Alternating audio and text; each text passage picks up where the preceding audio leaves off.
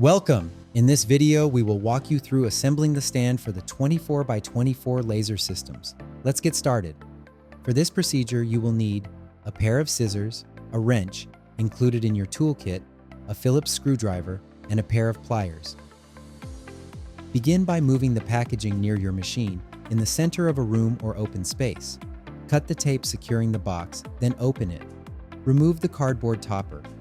Begin removing each part of the stand from the box and its plastic wrapping and set them to the side. Set the right leg on the floor or on a table to aid with the assembly. The right leg is the part with the wider ledge.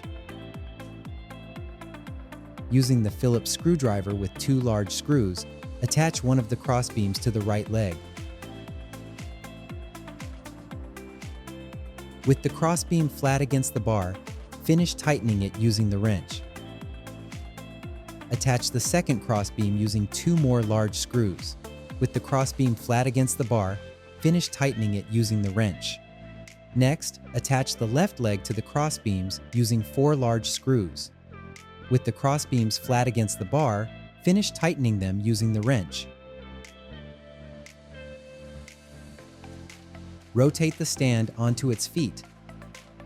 Then attach the accessory shelf to the crossbeams using 4 large screws.